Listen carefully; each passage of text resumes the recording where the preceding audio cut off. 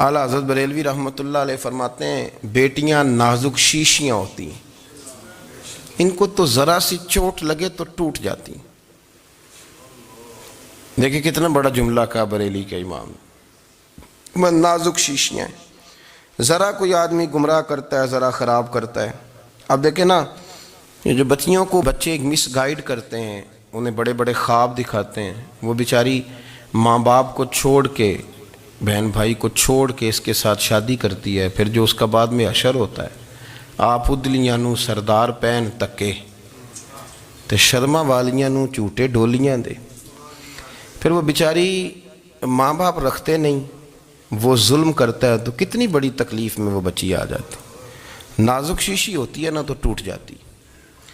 یہی حال اب جدید خواتین اور یہ جو کچھ اینکر پرسن ہیں، یہ اصل میں نا یہ آپ کو سیاست سکھاتے ہیں، لیکن یہ مادر پیدر آزاد لوگ ہیں، بالکل آزاد۔ یہ تو علماء شور نہ کریں، بات نہ کریں، گفتگو نہ کریں، مشائخ بات نہ کریں، اور یہ جو کچھ سنجیدہ اور دینی طبقہ ہے یہ کوئی شور نہ کرے، یہ تو روڈوں پہ ننگے ہو کے آ جائیں معاذ اللہ۔ خوفناک نظریہ رکھتے ہیں یہ لوگ، عورت کو کہتے ہیں تیرے حقوق ہم تجھے لے کے دیں گے۔ مثلاً وہ کون سا حق ہے جو تم نے لے کے دینا ہے؟ میرے نبی کریم صلی اللہ علیہ وسلم اس کو بیٹی بھی بنایا ہے، اس کو بہن بھی بنایا ہے، اس کو ماں بھی بنایا ہے، اسے بیوی کا عالی شان رتبہ بھی عطا فرمایا ہے۔ اور چونکہ بیٹی کا بھی حق بڑا بیان کیا جاتا ہے، بہن کا بھی، ماں کا بھی، اور بیوی کے معاملے میں لوگ سمجھتے ہیں کہ زیادہ بات نہیں کرنی چاہیے، شاید مسئلہ خراب ہو جائے۔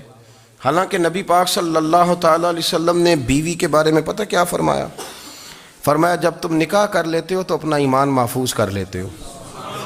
اب میں اس کی شرح نہیں کرتا، اب خود کر لیجئے گا کہ وہ ایک ایسی شخصیت ہوتی ہے کہ جس کی موجودگی میں آپ کا ایمان محفوظ ہے۔ اب میں نہیں سمجھتا کہ اس سے بڑی بات کوئی اور ہو سکتی ہے، جس کی موجودگی میں آپ کا ایمان، اور بھئی یہ حدیث پاک عرض کر رہا ہوں، نکاح جب کوئی کر لے تو اس نے اپنا ایمان مکمل کر لیا۔ اس کا معنی یہ ہوا کہ آپ کا ایمان محفوظ ہے اس کی موجودگی میں، تو اس سے زیادہ بھی، یعنی ایمان سب سے قیمتی چیز ہے نا، تو اس کے محفوظ ہونے کی وجہ حضور نے نکاح بیان کر دی۔ اب میرا خیال ہے بی بی اگر کوئی اس سے بڑا حقوق مانگے گی تو بیوقوفی کرے گی۔ اتنا بڑا درجہ نبی کریم نے اسے عطا کر دیا، اتنا بڑا مقام دے دیا کہ تو خامد کے ایمان کے محفوظ ہونے کا ذریعہ بن گئی ہے۔ عورت کو جو حقوق رسول کریم صلی اللہ تعالیٰ علیہ وسلم نے عطا فرمائے، نبی پاک نے جو حقوق دیے، دیکھیں نا، حضرت عبداللہ ابن عمر رضی اللہ تعالیٰ عنہ کی اہلیہ بیمار تھی، تو جلدی جلدی سے وہ آئے، تو جب بہت جلدی ہو، سفر بڑا شدید تھا، تو آپ نے جلدی سے نماز ادا کی، جلدی سے چلے۔ آپ کے خادم کہنے لگے حضور خیریت ہے؟ فرمایا میری بیوی بیمار ہے۔ تو اس نے عرض کی حضور آپ کی اہلیہ بیمار ہے، تو آپ نے نماز بھی جلدی سے پڑھی، سفر بھی جلدی جلدی کیا۔ تو فرمانے لگے یہ وہ چیزیں ہیں جو ہمیں مدینے والے رسول نے سکھائی ہیں۔ آپ اس کیفیات کو سمجھیں کہ حضور صلی اللہ علیہ وسلم نے درس دیا۔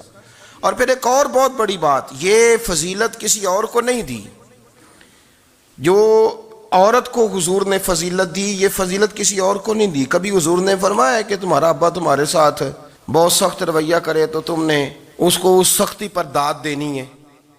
فرمایا چلو اگر وہ زیادتی بھی کرے تو تم نے اس کے ساتھ سلوک اچھا ہی کرنا ہے۔ لیکن آپ ایک بات کو سمجھے نا کہ بچے کے بارے میں، بیٹے کے بارے میں، بیٹی کے بارے میں فرمایا 10 سال کے ہو کے نماز نہ پڑھیں تو سختی کرو، تمہارا ڈنڈا بھی لٹکنا چاہیے۔ بہت ساری جگہوں پہ بہت سارے لوگوں کے لیے سختی کا حکم دیا، لیکن عورت کے لیے حضور نے جو جملے کہے، اصل میں ہم سمجھتے ہیں کہ یہ ایک بات ہے، مشہور ہو گئی ہے روایت حدیث، تو بس اس کے پس منظر پر اور جملوں کے حسن پر شاید معاذ اللہ غور کرنے کی ضرورت نہیں، ذرا اس لفظ کی تاثیر پر غور کریں۔ حضور نے فرمایا عورت ٹیڑھی پسلی سے پیدا کی گئی ہے، یہ ٹیڑھی ہے، اس کو سیدھا کرنے کی کوشش کرو گے تو ٹوٹ جائے گی۔ تو حضور پھر ہمارے لیے حکم کیا ہے؟ فرمایا جیسی ہے تم اسی کے ساتھ نبھا کرو۔ آپ سمجھیں کہ اتنا محفوظ حضور نے درجہ دے دیا بی بی کو، اتنا محفوظ کہ فرمایا غلطی بھی ہو تو میرے غلاموں تم اس کے ساتھ نبھا کرو، گزارا کر لو۔ کو کیا اور حق چاہیے عورت کو، جس کو اس کی غلطیوں سمیت نبی پاک نے قبول کرنے کا حکم دے دی؟ کہ اس کی کمزوریوں سمیت قبول کر لو. اب اس کو اور کیا، کوئی کمزوریوں سمیت قبول کرتا ہے؟ کبھی آپ دکان پہ بیٹھے ہو تو آپ کہیں بھی اس میں یہ بھی غلطی، میرے مال میں یہ بھی کمزوری ہے، یہ بھی کمزوری ہے، یہ بھی کمزوری ہے، تو کر لے قبول. کرتا ہے کوئی؟ کوئی شخص ایسا ہو جو کسی چیز کی کمزوریاں بیان کر کے کہ اسے قبول کرو؟ پر رسول کریم صلی اللہ تعالی علیہ وسلم نے نا ہمیں سبق دیا، حضور نے ہمیں درس دیا، نبی پاک نے ہمیں پیغام دیا. فرمایا یہ ٹیڑھی ہے، سیدھی کرنے کی کوشش کرو گے تو بیچاری ٹوٹ جائے گی، تو اس کے ساتھ نبھا کر جاؤ. آپ میری بات کو سمجھیے گا. چلیں میں اس پر ایک اور بخاری مسلم کی حدیث پڑھتا ہوں. حضرت سلمان فارسی رضی اللہ تعالیٰ عنہ اور حضرت ابو درداء کے درمیان بھائی چارہ تھا. مکے سے مدینے جب لوگ آئے تو حضور نے بھائی بھائی بنایا تھا. ان کے درمیان بھائی چارہ تھا تو ابھی پردے کی آیات نازل نہیں ہوئی تھیں، تو لوگ ایک دوسرے کی طرف جاتے تھے. حضرت سلمان فارسی رضی اللہ تعالیٰ عنہ حضرت ابو درداء رضی اللہ تعالیٰ عنہ کے گھر میں تشریف لے گئے تو دیکھا کہ ان کی بیوی بڑی غمگین بیٹھی ہیں. تو ہم نے فرمایا بہن کیا ہوا؟ تو کہنے لگی تمہارے بھائی کو دلچسپی کوئی نہیں رہی، ہر روز روزہ رکھ لیتا ہے اور ساری ساری رات نفل پڑھتا ہے. حضرت سلمان فارسی کہنے لگے ٹھیک ہے کر لیتے ہیں بندوبست. نماز دین ہے کہ نہیں؟ دین ہے نا یہ چیزیں.